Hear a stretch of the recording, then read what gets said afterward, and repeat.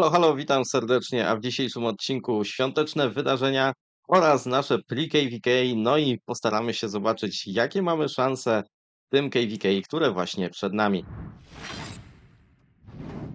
Witam z tej strony Snow i tak jak już powiedziałem, dzisiaj tak trochę dwa tematy w jednym odcinku, ale będzie tutaj to połączone z odnośnikami, także jeżeli Was interesuje bardziej jeden bądź drugi, to można oczywiście w ten sposób sobie sprawdzić i zobaczyć, co tutaj będzie się działo.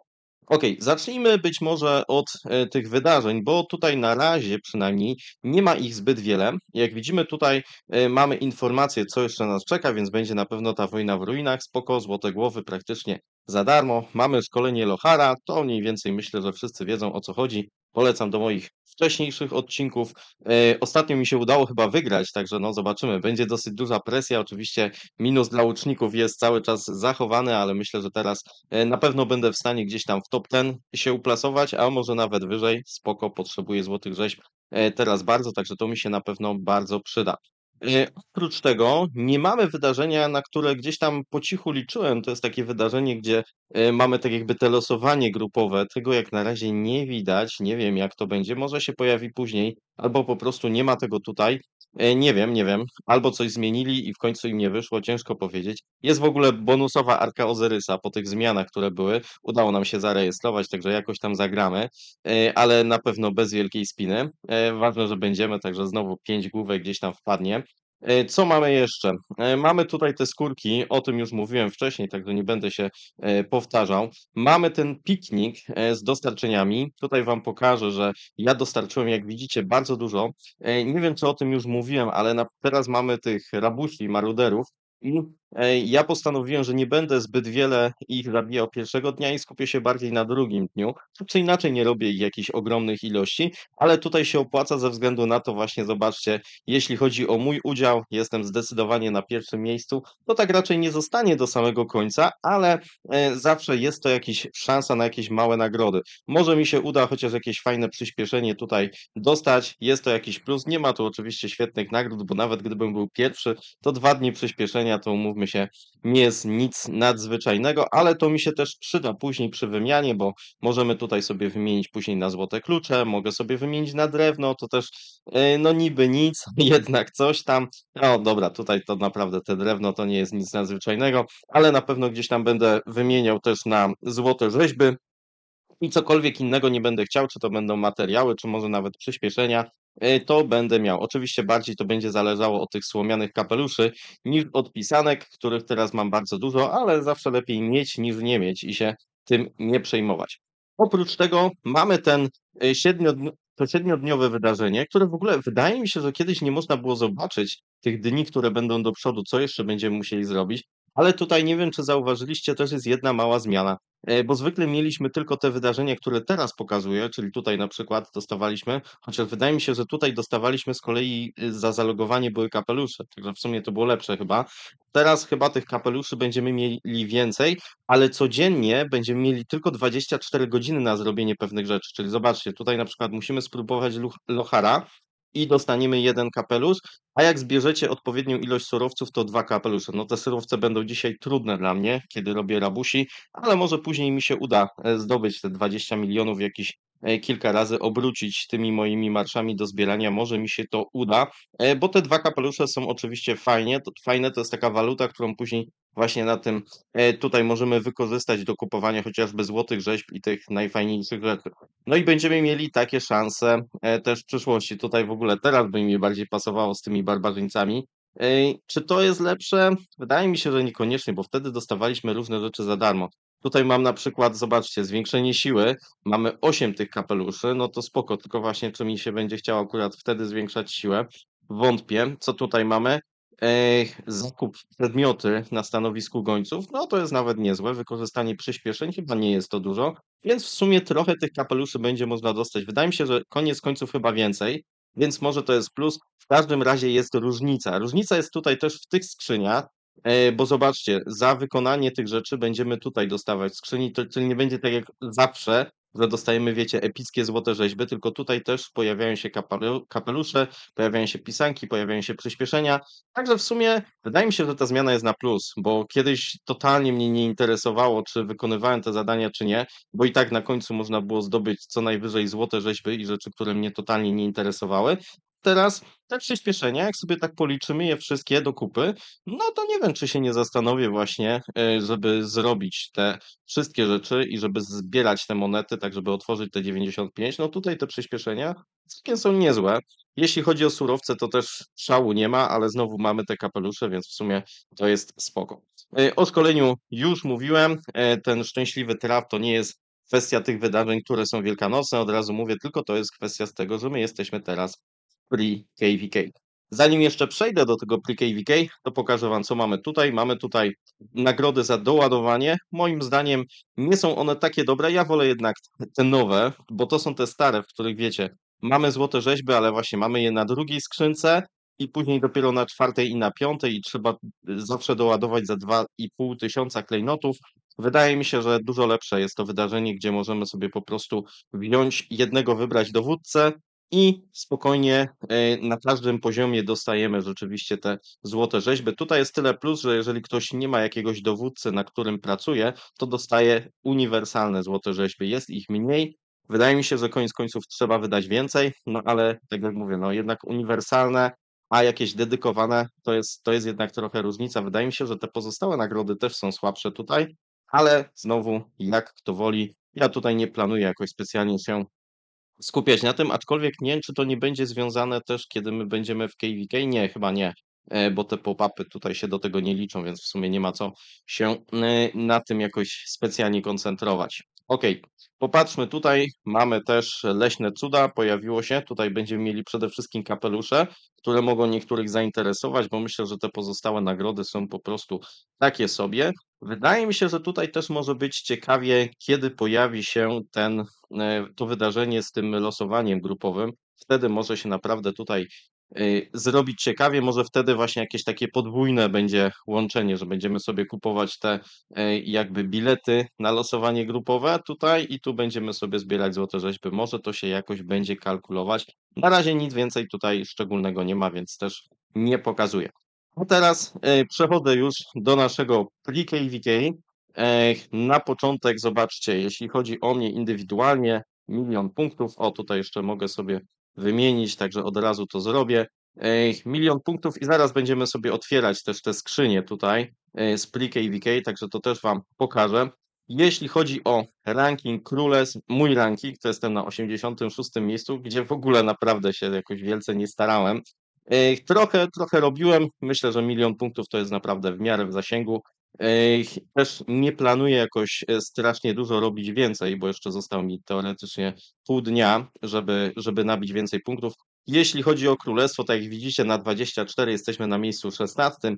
Niezbyt wysoko, no ale tutaj mamy niektóre królestwa bardzo młode, więc oni na pewno będą mieli więcej osób, które to robią. Ja się też tym pre-KVK jakoś nie skupiam na tym. Kiedy robi się też KVK co chwilę bez przerwy, to wiadomo, że tych punktów akcji też się nie ma aż tak dużo, więc tutaj się jakoś nie koncentrujemy.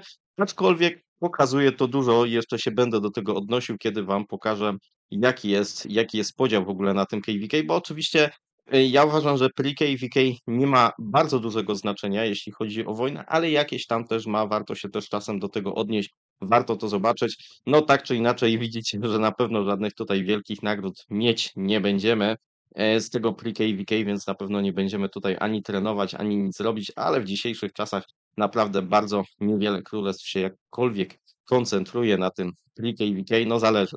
Nie chcę może mówić znowu tutaj nieprawdy, bo niekiedy to jest duży plus, ale na tak dużym KVK jak nasze, gdzie mamy 24 królestwa, wydaje mi się, że nie jest to aż tak konieczne. No chyba, że ktoś potrafi w łatwy w miarę sposób wygrać, to wtedy oczywiście, że tak. Okej, pokażę Wam jeszcze raz, jak wyglądają statystyki. I tutaj, no niestety, nie zdarzyło się ciekawie, jeśli chodzi o podział królestw, kto jest z kim. No bo wygląda to tak, że te dwa najsilniejsze obozy postanowiły, że będą ze sobą w obozie, w koalicji takiej, czyli będziemy mieli ogień i wodę kontra ziemia i wiatr, dwóch najsłabszych kontra dwóch najsilniejszych. Na pewno jest to pod tym względem minus, no bo Wiecie, słabo się gra w takim KVK, gdzie na 99% wynik już jest znany od samego początku i szczerze powiedziawszy, jest to też taka motywacja do walki bardzo, ale to bardzo słaba. Tak się podzielili. Rozmawiałem nawet z tym królem, który jest z ognia i on w ogóle twierdzi, że najlepsze obozy to jest ogień i ziemia, ponieważ w ziemi tam są mocne królestwa, ale chyba w ogóle nie patrzy na to. Zobaczcie, w ziemi są naprawdę dwa bardzo, bardzo słabe królestwa, które mają fatalne numery i to są już starsze królestwa i z nich można by powiedzieć, że już raczej nic nie będzie.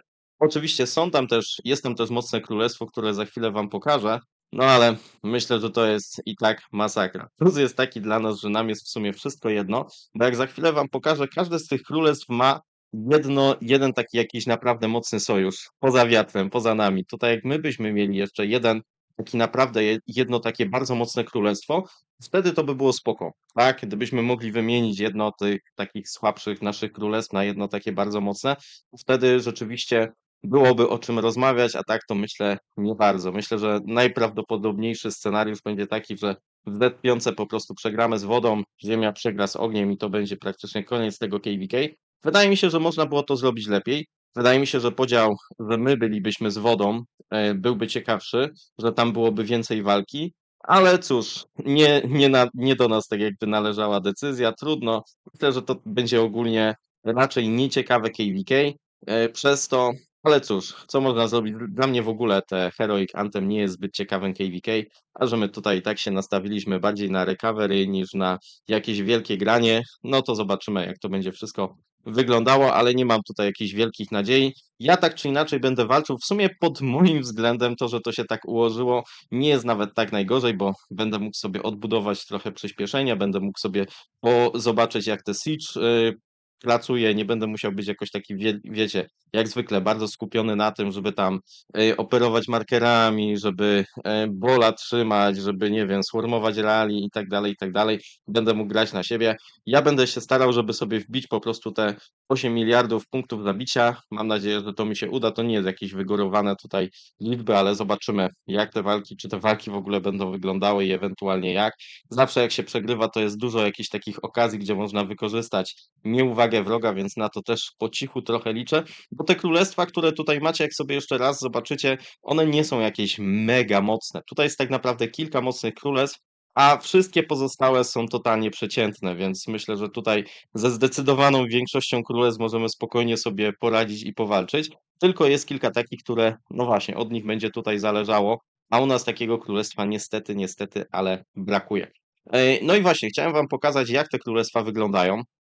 To może zobaczcie sobie najpierw na Królestwo Wody, czyli to są ci, z którymi będziemy bezpośrednio walczyć. Ich sojusz się nazywa Akur, to jest Królestwo 16-17. Ja ich nazywam krokodyle. Widzicie, że tutaj mają 3 gwiazdki. Nie będę sprawdzał, kiedy tam dostali i tak dalej. Jakieś 2024 w lutym jeszcze, czyli chyba ostatnie KVK wygrali i zdobyli Zigurat, więc na pewno mają dobry motyw tutaj. Jeśli chodzi o ich statystyki, fajnie tutaj wyglądają, bo właśnie mamy sporo tych krokodyli. Statystyki R4 wyglądają bardzo dobrze. Szczególnie jeśli chodzi o kill pointsy. Tutaj jest w ogóle jedno, co mnie tylko dziwi, to że duża ilość z nich ma dużo większą ilość zabić te czwórek niż te piątek. Znaczy może nie dużą, ale jednak większą, co się teraz już rzadko zdarza, ale tak myślę, że jeżeli oni już dłużej grają na tych niskich seedach, to tutaj jednak te czwórek się pewnie pojawia więcej. Tu ma więcej te piątek zabitych, ale przeglądałem kilku i było kilku takich graczy, którzy mają, ten ma też minimalnie, ale jednak więcej te czwórek, co dzisiaj już się jakby rzadko zdarza, ale no zobaczymy, czy my tutaj na tych niskich seedach będziemy więcej, to może rzeczywiście tych te czwórek tutaj też jest więcej. Także z nimi przyjdzie nam grać i to może być dla nas duży problem, tak? Jak oni właśnie wygenerują swojego bola. Zobaczymy, jak będą walczyć. Może się uda czasem wejść trochę na ich downtime, albo nie wiem, zobaczymy. Myślę, że oni tutaj będą stanowili bardzo dużą siłę, ale w ogóle obóz wody jest bardzo aktywny. Można to też zobaczyć sobie właśnie na tym pre-KVK, gdzie zobaczcie, po aktywności, jak sobie zobaczymy 8 pierwszych królestw, to z tego sojuszu ognia i wody, to na 8 mamy 6 z tego sojuszu, przy czym 3 pierwsze miejsca też są od nich. My mamy tutaj jedno królestwo z wiatru, ale podejrzewam, że ono też jeszcze spadnie. I jest jedno z Królestwo z Ziemi. To oczywiście nie jest koniec też pli KVK, ale też trochę pokazuje, jak wygląda aktywność, więc no ta aktywność nie wygląda po naszej stronie zbyt dobrze. Jak zobaczymy sobie od dołu, to oczywiście od dołu pojawia się tutaj praktycznie znowu większość królestw, to są właśnie Ziemia i wiatr. No, także ogólnie wygląda to bardzo nieciekawie. Łatwo się domyślić, jaki najprawdopodobniej tutaj będzie koniec. Okej. To teraz popatrzmy sobie na naszych drugich rywali, czyli 14-14. Tutaj właśnie z tym królem rozmawiałem i on mnie próbował przekonać o tym, że oni wybierają trudne KVK. Bo teraz nie wiem, o co mu tutaj konkretnie chodzi, bo wydaje mi się, że to jest totalnie nieprawda. Oni tutaj też mają na pewno bardzo silne królestwo. Widzicie, że tutaj są naprawdę dobre numery i oni tutaj widzicie, jaka jest różnica właśnie zabicia T4, T5. U mnie ta różnica też nie jest chyba taka duża, na pewno nie taka jak u tego gracza, ale jakąś tam mam. Więc tutaj jak widzę, że tych zabić te piątek jest dużo więcej, to już czuję różnicę. A ten na przykład, zobaczcie, zupełnie w drugą stronę. W większości te czwórki ma pozabijane. Więc też zobaczymy, jaka jest rzeczywista siła tych graczy. Czy oni są przyzwyczajeni na to, żeby grać na silne te piątki, to zobaczcie tego, tak? Te czwórki, te piątki, jeśli chodzi o te numery, to one na przykład mnie tak bardzo nie straszą, tak? Bo kill pointsy można mieć właśnie wysokie, ale narobione na te czwórkach, no to jest jednak dużo, dużo łatwiej zrobić sobie kill pointsy na te czwórkach niż na te piątkach, także zobaczymy. Czekajcie, ciekawy jestem, jak to u mnie wygląda. Pewnie też niezbyt imponująco, no ale jest jednak różnica, tak? Jest różnica, mam tych te piątek więcej, więc nie jest to takie znowu pustosłowie, bym powiedział. Myślę, że większość graczy u nas w 7-1, tych mocniejszych, którzy jeszcze zostali, to będą mieli jednak przewagę w zabiciach, jeśli chodzi o te piątki. Także tak oni wyglądają. To jest z kolei najlepsze królestwo, jeśli chodzi o ogień. Nie wiem, gdzie oni się tam plasują w tym pli KVK. To akurat myślę, że dla tych najlepszych królestw nie jest takie ważne. Widzimy, że 16-17 z wody jest też bardzo aktywne. 14-14 chyba nie jest nigdzie wysoko. O, 15 miejsce. Oni, zobaczcie, są w sumie niedaleko od nas, ale na pewno to jest mocne królestwo. Oni są bardziej na takiej zasadzie właśnie jak my. Mają niewielką ilość graczy, ale to są gracze dosyć dobrzy. To znaczy myślę, że ogólnie rzecz biorąc oni są od nas lepsi, ale myślę, że pomysł, no może nie pomysł, tylko jakby struktura królestwa jest bardziej podobna do naszego. Co tu jeszcze będziemy mieli? Teraz może zobaczmy sobie naszych sojuszników dla odmiany z Ziemi. Ziemia mogłaby moim zdaniem być naprawdę spoko, gdyby nie to, że mają dwa królestwa, no, które praktycznie można od razu odjąć. Oni też mają 3 gwiazdki. Oni też wygrali niedawno KVK w lutym, także tutaj są też pod pewnymi względami podobni. I to jest w ogóle królestwo koreańskie. Mamy tutaj graczy Koreańczyków, także Koreańczycy są znani naprawdę z dobrej walki. Tu widzicie różnica te czwórek, te piątek, jeśli chodzi o punkty zabicia, tutaj się wszystko będzie nam zgadzało. Tutaj też jest w miarę ok, chociaż tutaj te kill pointsy akurat nie są jakieś niesamowite, ale ja się już też już się przyzwyczaiłem do tego, że Koreańczycy mają dużo bardziej wyrównane te królestwa, że oni rzadziej będą mieli tych, chociaż też często, tak, ale mają często takie osoby, które po prostu mają ten ma wysoki power, ale jeśli chodzi o kill pointsy, to wygląda bardzo słabo. Ale mogą tutaj mimo nie takich ciekawych numerów, mogą też coś zrobić. Chociaż w sumie teraz jak na nich patrzę, tutaj chyba miałem pecha. Wcześniej chyba jakoś tak mi się udało, że lepsze konta przeglądałem. O, tutaj widzicie, jest całkiem ciekawe konto. 7 miliardów tych kill pointsów. Także to tak jest właśnie. Lepiej patrzeć na te ogólne liczby, bo tu zobaczcie, zdarzają się naprawdę tacy, powiedziałbym, mocno przeciętni gracze, przepraszam, przecięci. Ale zobaczymy jak oni będą wyglądali w walce. Tak jak mówiłem, moje przewidywania są takie, że raczej skończy się na tym, że w Z5 praktycznie skończy się to KVK, co w sumie nie jest dla nas takie najgorsze, bo będziemy mieli znowu czas na, wiecie, na zrobienie sobie surowców, przygotowanie przyspieszeń. Dla mnie to też będzie fajne, bo tak jak mówiłem wcześniej, nie będę musiał tak bardzo się skupiać gdzieś tam na drużynie, ogarnianiu wszystkiego, mapy, myśleniu za inne królestwa, tylko będę mógł sobie się skupić gdzieś tam na swoim koncie i po prostu na takiej czystej zabawie, na przetestowaniu kilku rzeczy, na co często normalnie nie mam czasu, albo nawet jak mam czas, to już później nie mam siły, bo te KVK bywają wykańczające. Myślę, że to takie po prostu nie będzie. Okej, a teraz jeżeli ktoś jeszcze doczekał, to będę otwierał te skrzynki. Skrzynek mam 150, otworzę wszystkie naraz, przede wszystkim dlatego, że mi się nie chce, ale myślę, że to też znowu jest taka ilość. Ja już otwierałem różne ilości tych skrzynek, kiedyś zrobiłem ich bardzo dużo, także zapraszam też do oglądania. Były filmiki, gdzie otwieram więcej. No wydaje mi się, że jest taka przystępna ilość 150.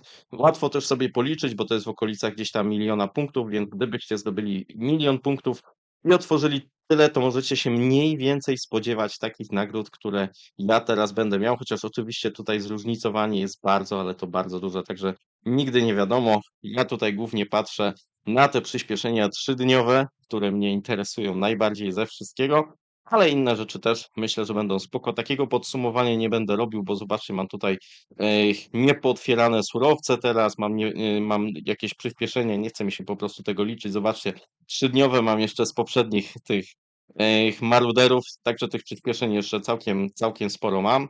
No i spoko. I teraz mam nadzieję, że będę miał ich jeszcze więcej. 150 skrzynek, 3, 4 i bum. Otwieramy. Mam 19 8-godzinnych, to mi się wydaje, że jest całkiem spoko.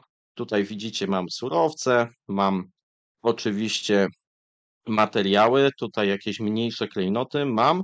Całkiem nieźle, myślę, jeśli chodzi o klejnoty. 7 to jest 3,5 tysiąca klejnotów zdobyte. To wydaje mi się, że jest spoko wynik. Jeszcze do tego można dodać tutaj 1200. Okej, 11 tych jednodniowych, to jest, wydaje mi się, że też całkiem spoko wynik. No i 3 3-dniowe, całkiem spoko. Powiem wam, że jak na tak niewielką ilość tych skrzynek, które tutaj mam, bo miałem ich tylko 150, to wydaje mi się, że z przyspieszeniami naprawdę całkiem spoko. Ja bym się nie zdziwił, gdybym w ogóle nie miał, albo miał jedno te 3-dniowe, a że mam 3, to wydaje mi się, że to jest całkiem niezły wynik. Jeżeli ktoś bardzo chce policzyć, ostatnio w komentarzu w ogóle była jedna osoba, która sama policzyła, ile wszystkiego dostałem, także może znowu ktoś policzy. Jeśli wam się będzie chciało, to będę bardzo wdzięczny. Można tam sprawdzić w komentarzach, czy czasem takiej informacji nie ma. Ja na razie tego nie mam jak, no bo wiadomo, okres świąteczny, nie ma aż tyle czasu, ale ogólnie powiem wam, że jestem zadowolony z tych skrzynek, także maruderzy na plus, tutaj gdzieś na podwójnie korzystam jeszcze z tym świątecznym wydarzeniem, także myślę, że jest wszystko ok. No to tyle z mojej strony. Jeszcze myślę, że jutro stworzę jakiś odcinek, także nie życzę wam na razie wesołych świąt. Postaram się to zrobić jutro. Trzymajcie się i do usłyszenia. Cześć.